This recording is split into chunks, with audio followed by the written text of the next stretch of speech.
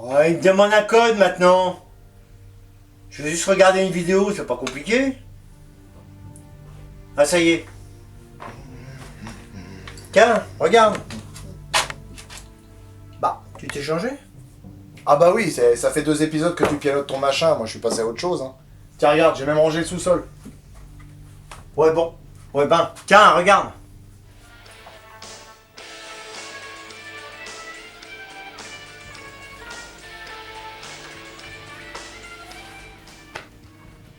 Attends, on n'a jamais fait d'épisode sur Jeepers Creepers, tu sors ça d'où? De ta chaîne. Quoi? Non, c'est pas possible. Non, écoute, je suis désolé, mais je sais quand même ce qu'on a mis sur la chaîne. On n'a jamais fait d'épisode sur Jeepers Creepers.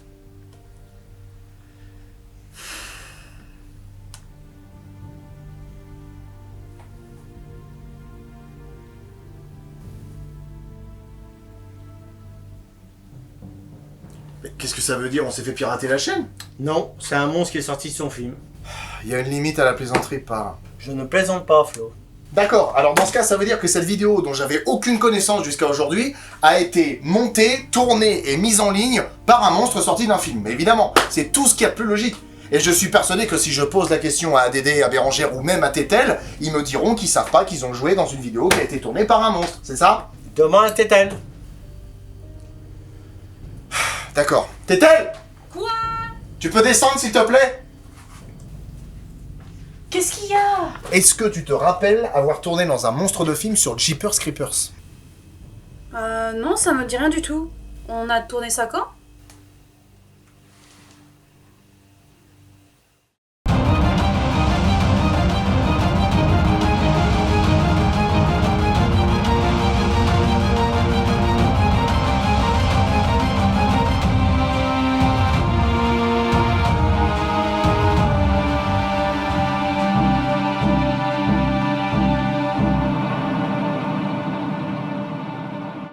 Predators est un film américain de science-fiction sorti le 14 juillet 2010 et réalisé par Nimrod Antal, dont les faits d'armes les plus connus sont Blindé et Motel. Au passage, le film a été produit par Robert Rodriguez, dont je parlerai plus en détail quand on abordera Une nuit en enfer, The Faculty et Planète Terreur. Et c'est parti, pas le temps de se poser, lâchez vos popcorn, il y a un mec qui tombe du ciel. Ah, le cœur d'Iron Man s'allume, est-ce qu'il va exploser ou le sauver? Coup de bol, un parachute s'ouvre. Ouais, enfin, coup de bol, il se ramasse méchamment la tronche par terre quand même, hein. Mais il est entier. Eh ben, de l'action dès le départ, ça commence bien. Royce, parce que c'est son prénom, a à peine le temps de réfléchir à ce qui lui arrive que Machete tombe du ciel et le pointe avec ses flingues. Calme-toi. Je t'emmerde. Tu calmes. Reste tranquille. Va te faire foutre. Mais calme-toi, nom de Dieu! Prends ton temps, négocie! Et 2 secondes avant qu'ils s'entretuent, un pauvre mec tombe à plat face à eux. On dirait que son parachute s'est pas ouvert. Sans déconner. Il est mort. Ah ouais? Ouais. J'ai le nez pour ces choses-là.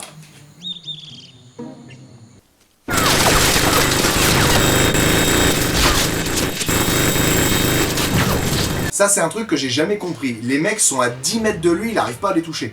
Dans le premier film, Blaine, avec sa pétoire, il touchait n'importe quoi. Et lui, 2 mecs qui sont à un jet de pierre, il arrive pas à les avoir. Ouais, j'arrive pas à l'avoir. Ouais, mais t'as pas de chargeur aussi. Tiens, prends celui-là. Ça démarre bien, hein. Et après avoir manqué de les tuer, Nikolai se joint à eux. En même temps, Royce est super persuasif. Tu veux être mon ami? Oui. Et il leur dit que tout ce dont il se rappelle, c'est d'avoir pété des gueules en Tchétchénie, avoir vu une lumière, et après il est tombé du ciel. Apparemment, les autres ont vécu la même chose. Mais la question qui se pose là, maintenant, tout de suite, c'est où sont-ils? Peut-être qu'elle le sait. C'est un vrai carrefour culturel, cette forêt. Il y a un monde là-dedans. Et c'est pas terminé parce qu'en plus d'Isabelle, la snipeuse, ils trouvent sur leur route un tolard, Stans, un membre d'un escadron de la mort qui s'appelle Mombasa, Hanzo, un yakuza, et Edwin, un médecin. On en parlera un petit peu plus loin dans l'épisode, mais pour moi, cette équipe a du sens, parce que c'est jamais que les classes disponibles dans un FPS en ligne. Il y a les classes d'assaut, avec le pompe et les mitrailleuses, il y a les classes de soutien, avec le minigun et le sniper, il y a le médic, et il y a les classes que personne prend jamais. Donc cette équipe pour le moins incongrue se forme et tente de trouver le pourquoi du comment qui sont arrivés là. ton cul est à tomber. Sauf lui. Lui, effectivement, il est préoccupé par autre chose. Mais en même temps, si ça fait longtemps qu'il est en prison, il doit avoir les patates au fond du sac. Hein. En découvrant une étrange structure au pied de laquelle se trouvent des dizaines de trophées, chacun donne sa version de l'endroit où il pourrait être. C'est un test de cohésion. On teste notre réaction à la pression. C'est peut-être une histoire des rançons. J'ai entendu des histoires, des sortes d'expériences sur les condamnés. On est mort si ça se trouve. Comme le seul à avoir la tête sur les épaules semble être Royce, tout le monde le suit. À la file indienne, indienne, indienne, tous à la file indienne, nous marchons en chantant. Et sur le chemin, Edwin en profite pour faire copain-copain avec Nikolai. Archaefructus lioningensis. Très très vénéneuse comme plante. Une toute petite égratignure sur ça, et tu es paralysé. Merci. Je vais veiller sur toi. À partir de là, les trucs bizarres s'enchaînent. Il n'y a pas de magnétisme terrestre, puisqu'une boussole de fortune n'arrive pas à indiquer quoi que ce soit comme direction. Le soleil n'a pas bougé depuis qu'ils sont là, et surtout, pourquoi avoir rassemblé des gens qui n'ont rien à voir entre eux dans cet endroit? Lui. Tous ces mecs sont des tueurs. Lui, il est pas des nôtres. On en reparlera plus tard, mais je suis assez d'accord avec Royce. Je sais pas ce qu'il fout là, lui. Et c'est pas fini, puisqu'il découvre ensuite des cages larguées elles aussi par avion, mais qui devaient pas contenir quelque chose d'humain. Et après ça, ils manquent tous de se faire tuer par une série de pièges. Mais dans l'idée, les pièges ont servi à rien, vu que le mec qui les a posés est mort. Et en plus de ça, ils ont même pas été activés. Ces pièges sont pas pour nous. Les gibiers, c'est pas nous. Ils chassaient du plus gros gibier. Il est un peu trop perspicace, Royce. Ça aurait été pas mal de mieux écrire les autres personnages quand même, parce que là, depuis le début du film, il y a que lui qui sait les trucs. Hein. Et si on allait vers le sud? Non, des créatures extraterrestres surpuissantes nous y attendent. Et elles ont une technologie avancée. Elles nous ont amenés ici dans le but de nous chasser les uns après les autres pour assouvir leur pulsion de chasseurs primitifs. Dans le but de montrer à leur clan qu'ils sont dignes de porter la marque du guerrier. Sérieux, mec? Alors par contre, le piège est hyper complexe, hein. Le mec était tout seul. Ça s'est passé comment? Il a eu 2 mois devant lui pour le faire? Au moment de repartir, Mombasa se fige, parce qu'il a remarqué quelque chose dans les arbres. Oh, on le voit! Michel, arrête de bouger, on te voit. Oh merde, je suis une fougère. L'équipe découvre ensuite ce qu'on sait tous parce qu'on a lu le synopsis, ils ne sont pas sur Terre. Alors, la question qui me vient là maintenant tout de suite, c'est comment lui fait pour savoir ce que c'est que ça, vu que c'est une plante extraterrestre? Bah c'est un hasard très hasardeux, mais ça pourrait être possible. Il y a des arbres et des plantes qui ressemblent un peu aux nôtres dans cette forêt. D'accord, alors comme par hasard, sur une planète dans le trou du cul de l'espace poussent les mêmes plantes que chez nous. Rien ne prouve que ça ne soit pas possible.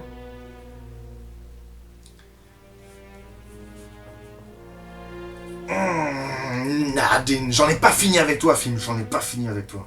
Stans, n'ayant qu'un couteau sur lui, s'attaque à Mombasa pour lui voler son flingue, mais avant qu'il s'étripe, des chiens de l'espace les attaquent.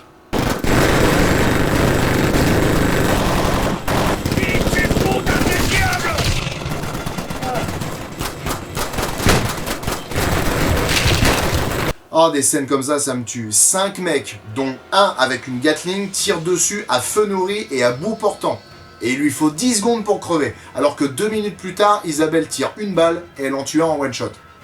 Mais ils sont pas sans défense, puisque Royce refroidit une forte tête et Mombasa sauve Stans qui se défendait bien malgré son petit couteau. Et finalement, après un coup de sifflet, les chiens disparaissent. Bon, on sait tous que c'est les Predators qui leur courent après, je fais durer le suspense exprès pour la vidéo. Mais connaissant la gueule des Predators, je serais vraiment curieux de savoir comment ils font pour souffler dans un sifflet. Encore une fois, grâce à Royce, la lumière se fait. On est pris en chasse. Les cages, le militaire, nous tous là. On a été amenés ici dans le même but. Cette planète est comme un terrain de chasse. Et on en est les gibiers. Ils veulent nous voir courir. C'est comme ça qu'ils chassent. Oh putain, le con, il est fort. Même moi, j'avais rien compris au plan. Machete est perdu pour de bon puisqu'il s'est fait choper pendant que les chiens attaquaient. Et c'est justement à cause de la piste laissée par les canidés de l'espace que l'équipe va se retrouver dans le repère des prédateurs. Et entre les cadavres pendus et dépecés et les trophées, ils vont trouver un prédateur attaché à une des étranges structures vues un peu plus tôt. Mais pas le temps d'admirer le maquillage, les autres prédateurs attaquent. Royce, ayant senti le truc venir, parce que c'est le perso principal du film, réplique immédiatement, mais leurs forces sont inférieures, alors ils fuient et leur échappent de peu. Et comme à chaque fois, il y a toujours un des personnages qui sait tout sur le monstre. 87, Guatemala. Un commando des forces spéciales dans la jungle. Le gratin. 6 hommes, plus un agent de liaison. Un seul s'en est tiré. Dans son débrief, il a dit avoir vu un truc incroyable. La chose sur le totem. Il portait comme un genre de camouflage qui s'ajustait à la lumière ambiante. Ça le rendait quasi invisible dans notre spectre.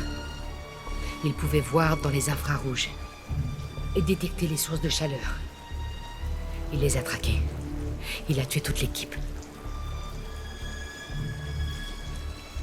Les uns après les autres. Heureusement qu'elle a vu le premier film, parce que sinon ils étaient tous morts. Connaissant maintenant leurs ennemis, le groupe se retranche et les attend. Mais comme ils traînent un peu, ils prennent le temps de discuter. Tu vois, moi, si jamais on revient à la maison, le premier truc que je fais, c'est me sniffer un petit rail. Et après, j'irai me violer une belle pétasse. Genre, quelle heure il est? 5 heures? Déjà? C'est l'heure d'aller me violer une belle pétasse. C'est clair. Genre, vache, il est 5 heures. L'heure du viol a sonné. Je passe.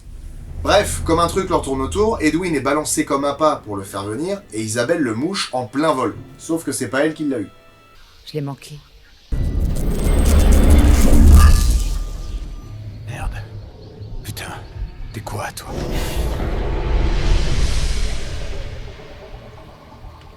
Je suis vivant. Ah, bordel. Heureusement que c'est pas moi qui ai écrit les dialogues, parce que franchement... Putain, t'es quoi, toi?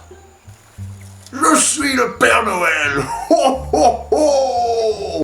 Putain, t'es quoi, toi? Je suis Batman. Putain, t'es quoi, toi? Je suis le lapin blanc.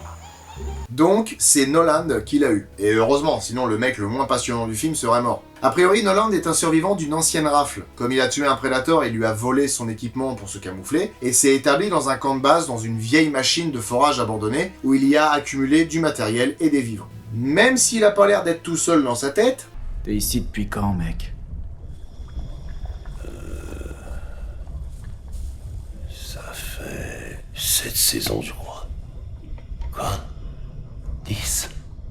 La vache. Il leur apprend pas mal de choses, notamment que la zone de chasse est immense, que les prédateurs larguent des créatures venant d'autres planètes qu'ils choisissent exprès pour leur partie de chasse, et chaque fois que l'un d'entre eux meurt, ils apprennent la leçon et font en sorte que ça n'arrive plus. Donc autant au niveau de la tactique que du matériel, ils évoluent constamment. Mais surtout, il leur apprend que les prédateurs ont un vaisseau avec lequel il est possible de partir. Et ça intéresse Royce. T'as appris à piloter ces dernières heures et tu nous l'as pas dit? Non. L'alien attaché à l'arbre, il sait peut-être, lui. L'ennemi de mon ennemi. J'ai déjà entendu ça quelque part, mais où... Par contre, Royce a oublié un petit quelque chose dans son plan. Le fait que Noland s'approvisionne en récupérant les munitions et les vivres sur les cadavres ou en pillant les survivants. Donc, il les enfume pour les tuer, mais Royce attire l'attention des prédateurs qui finissent par retrouver Noland. Il t'en a fallu du temps. Sacrément efficace ce canon à plasma. Utilisant un trou fait dans une paroi par un des prédateurs, le groupe s'enfuit. Mais Edwin a merdé et se retrouve seul face à un d'entre eux. Heureusement, Nikolai le sauve et ils rejoignent la sortie. Sauf qu'un autre prédateur est là et chope Nikolai. Mais il a une surprise pour lui.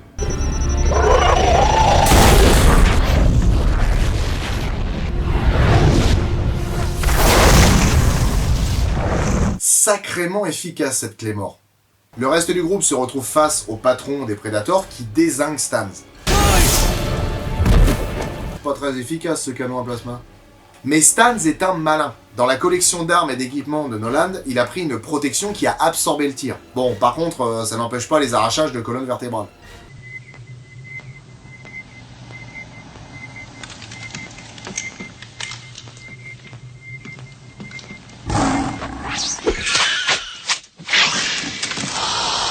reste du groupe en a profité pour fuir, mais Hanzo se sent obligé de faire comme Billy dans le premier film et affronte le Predator samouraï dans un duel au sabre qui finit sur un match nul.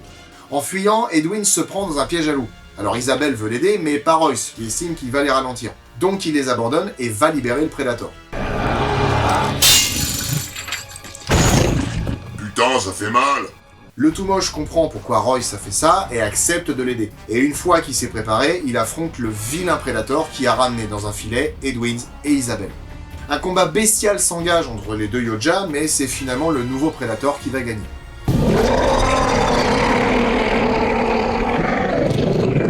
Il a pas une gueule de porte-bonheur.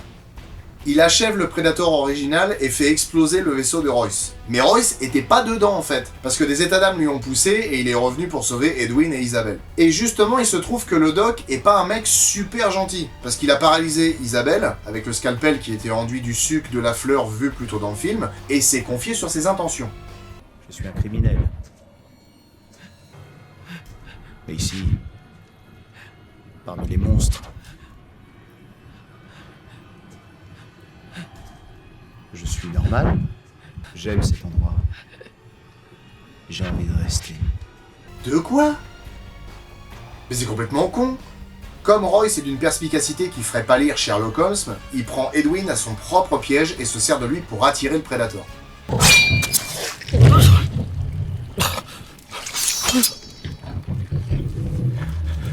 Aide-moi.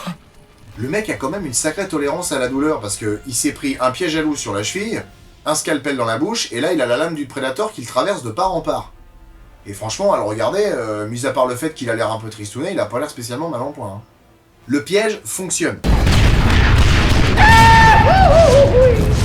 Et protégé par un rideau de feu et par de la boue, Royce frappe à plusieurs reprises le Predator. Sauf qu'en plus de la vision thermique, ils peuvent maintenant détecter les battements de cœur. Ce qui fait que même s'il est caché, le Predator sait où il est. Donc maintenant, c'est à lui de s'amuser. Mais grâce à une intervention d'Isabelle qui retrouve peu à peu ses moyens, Royce finit par tuer le Predator. Et au petit matin, les deux survivants constatent qu'un nouveau largage est en cours.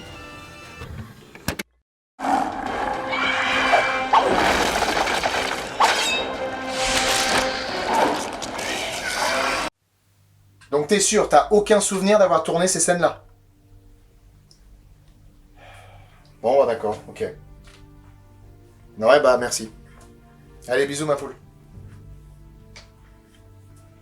Bon, bah Dédé se rappelle pas non plus avoir tourné dans une vidéo. Je sais que c'est difficile à croire, mais c'est la vérité. Et c'est pas le truc le plus dingue qui risque de t'arriver. Ah bon? Faut pas tout te dire aujourd'hui, ça ferait trop d'infos. Et puis comme tu me crois pas, ça sert à rien, je te bourre le mou. Mais il y a au minimum deux choses que tu dois savoir. Quand un personnage sort de son film, tout le monde oublie l'existence du film, à part quelques personnes. Comment et pourquoi, je n'en sais rien. Et cela dure jusqu'à ce qu'on l'y ramène ou qu'on le tue. Et plus il reste à l'extérieur de son film, plus il devient puissant et plus sa forme est finalisée. Ça veut dire quoi, finaliser? Quand un personnage sort de son film, il ne ressemble pas vraiment à ce qu'il est dans le film. C'est un genre de brouillon. Mais si tu le laisses suffisamment longtemps hors du film, il retrouvera la puissance et l'apparence qu'il avait dans le film. Admettons, Godzilla, il sort de son film. Au bout de 10 minutes, tu peux le mettre KO avec un simple coup de pied au cul. Si tu le laisses dehors pendant 1 an, il deviendra invincible. Predators avait tout pour plaire sur le papier. Mais la mayonnaise ne prend pas. Et pour une raison qui est très simple, c'est que ce film a été fait par des gens qui adorent Predator. C'est un problème qu'on reverra sur une autre licence, mais c'est une chose qui peut saper un film. Parce que plutôt que d'être novateur, le réalisateur se cache derrière des références pour reprendre la moitié de l'intrigue du premier film. Et tout ce qui est un tant soit peu original ne rattrape rien. Pourtant, dans la première version du scénario que Robert Rodriguez a écrit dans les années 90, il y avait un paquet d'idées inédites. Mais le film était plus proche d'un Avatar que d'un Predator. Surtout au niveau du budget. Donc, pour réduire les coûts, la production a conservé uniquement l'idée d'humains sur la planète des Prédateurs. Et voir la planète des Prédateurs, ça titille l'imagination des fans depuis très longtemps. Mais là, j'ai l'impression que c'est tout sauf leur planète. Et c'est vraiment dommage, parce qu'en apprendre un petit peu plus sur la civilisation prédatorienne, ça aurait été sympa. Et pour être honnête, l'intrigue n'a aucun sens. Dans les autres films, le Predator observait attentivement ses proies avant de choisir celle qu'il estimait digne de l'affronter. Là, rien à voir. Les Predators emmènent un groupe d'humains sur une planète pour les chasser, mais on sait pas comment ils sont choisis. Pour certains, j'ai aucune difficulté à imaginer qu'ils ont été sélectionnés après avoir été vus en plein combat. Mais pour les deux couillons qui sont là, ça se passe comment? Parce que lui, il était en tôle. Donc ça s'est passé comment? Il y a un Predator qui est allé sur un ordinateur du FBI et qui a tapé ennemi numéro 1? Et lui, il est juste médecin. Ça s'est passé comment pour lui? Parce que même s'il y a une scène coupée dans laquelle on apprend qu'il a tué un patient, ça fait pas de lui un mec aussi dangereux que les autres. Vraiment, j'aimerais savoir comment ils ont pu définir qu'il était intéressant à traquer et qu'il était dangereux. Oui, bonjour madame, j'aimerais savoir si vous pouviez me donner la liste de tous les médecins qui ont tué des patients par erreur. Et qui sont un peu méchants aussi, s'il vous plaît. Vous savez, genre, qu'on des scalpels et tout...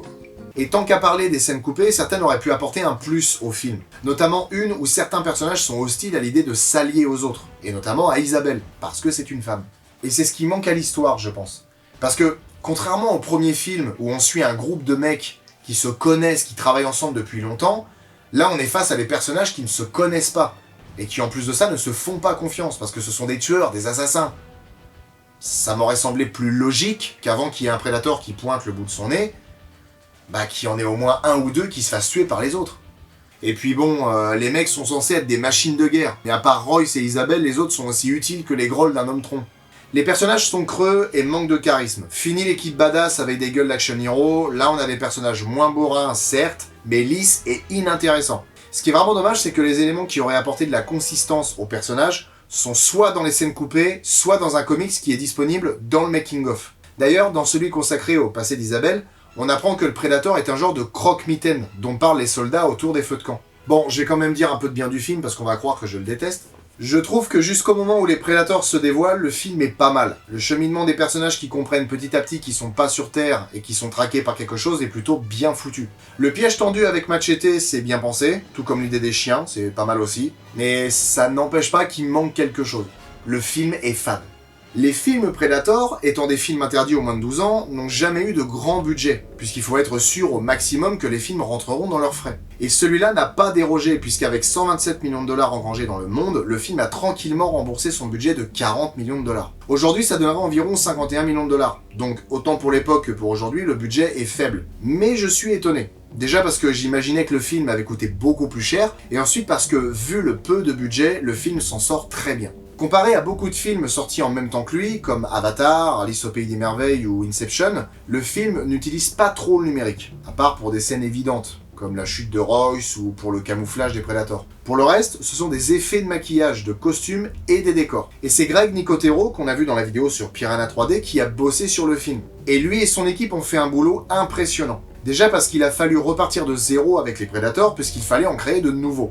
Ils les ont fait plus fins, plus agiles, et ils se distinguent entre eux par des caractéristiques au niveau de leur équipement et de leur masque. Le chef est un costaud violent, le second est plein de gadgets technologiques pour traquer, et le dernier est un maître chien. Au total, en comptant les différents costumes des Predators et les marionnettes de chiens, l'équipe a créé 16 créatures. Ah oui, et j'ai oublié l'extraterrestre bizarre aussi.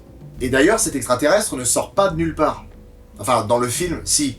Mais pour le design, ils se sont inspirés du premier design qui avait été fait pour le Predator du film de McTiernan. Mais ça, on le reverra quand on parlera de Predator. Pour les chiens, l'équipe est passée par plein de designs différents avant de s'arrêter sur ça. Ça sort de l'ordinaire, ça fait Predator, c'est pas mal. Le film a été tourné à Hawaï, sur l'île Hilo, qui se trouve être la plus récente géologiquement parlant. Donc la végétation est très différente de celle des autres îles. Et faut avouer que ça dépayse pas mal, parce que effectivement c'est assez différent pour sembler venir d'une autre planète.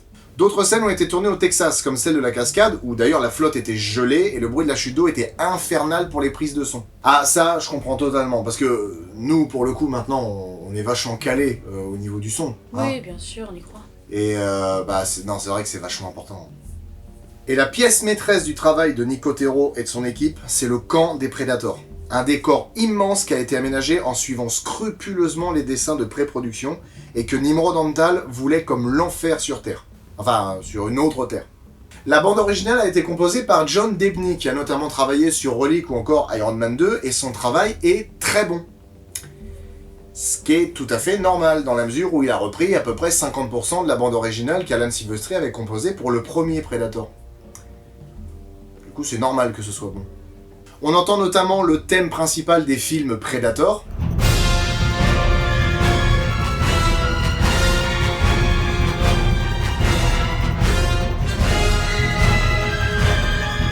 un peu remixé bien sûr.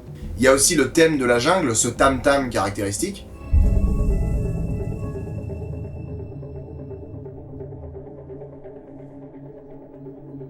Et concrètement, sur la musique, je vais m'arrêter là, parce que sinon je vais être obligé de parler entièrement de la musique du premier film. Et pour l'instant, c'est pas le propos.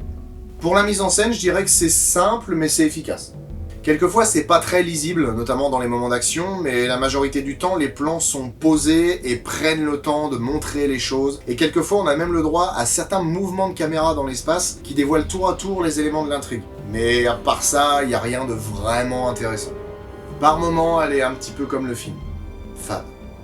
Le casting a eu le droit à une préparation au maniement des armes, spécialement Alice Braga qui a dû savoir se servir d'un sniper. Comme le réalisateur ne voulait pas d'un autre Arnold Schwarzenegger, il a choisi Adrian Brody, qui s'est fait connaître en jouant dans Le Pianiste, de Roman Polanski, dans Le Village, et dans beaucoup de films de Wes Anderson. Mais on le reverra lorsqu'on parlera de King Kong et Splice. Alice Braga est une actrice qui a commencé dans La Cité de Dieu, et qui est aussi apparue dans des films comme Je suis une légende, Le Rite, Elysium, ou encore Les Nouveaux Mutants.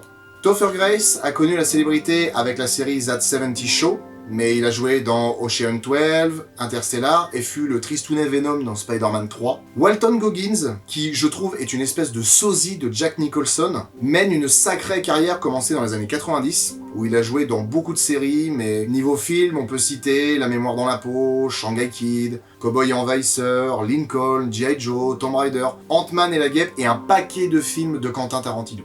Danny Trejo est un acteur que vous avez forcément vu quelque part, dans la mesure où ce mec-là est mort dans à peu près un film sur deux dans les années 90. Grand pote de Robert Rodriguez qui lui a donné son seul et unique premier rôle au cinéma dans le film Machete, il est apparu dans une flopée de films et de séries. Bien sûr, vous vous rappelez de lui dans Anaconda, mais moi je me rappelle surtout de lui pour avoir joué dans Le Jaguar de Francis Weber avec Jean Reno et Patrick Bruel, et aussi dans Les Ailes de l'Enfer, qui est un film génial. Oleg Tartarov a une bonne carrière d'acteur dans laquelle on peut compter les films Air Force One, Bad Boys 2, Miami Vice ou encore Criminal Squad, mais c'est avant tout un combattant de MMA d'origine russe. Et d'ailleurs, pour un combattant de MMA qui s'essaye au cinéma, il joue pas trop mal. Voyons ce qu'en pense Randy Couture. Mahershala Ali, depuis la série Luke Cage, je l'adore.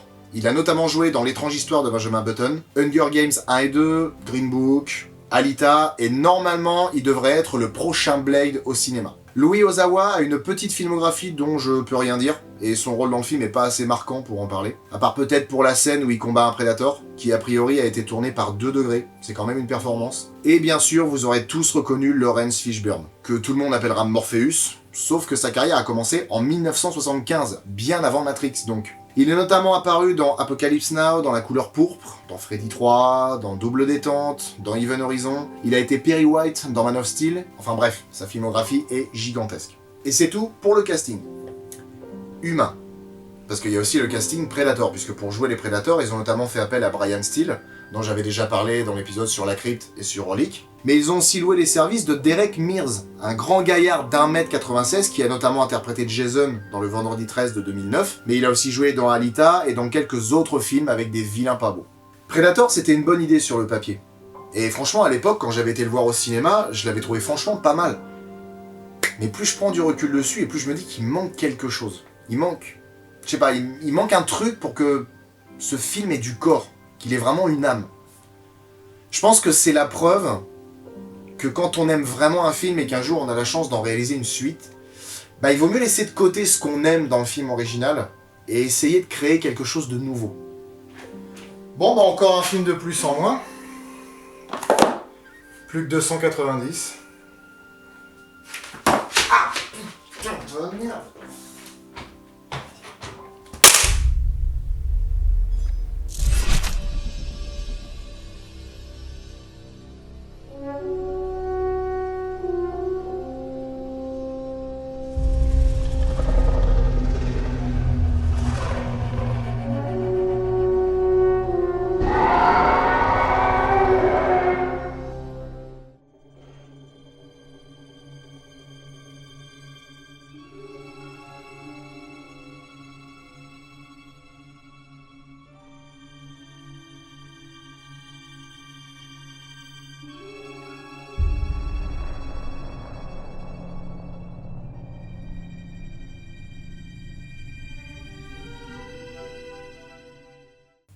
Bon, écoute, ton histoire, moi j'y crois pas une broque, hein. Puis je pense que si t'étais pas mon père, j'aurais tendance à croire que je suis en face d'un malade.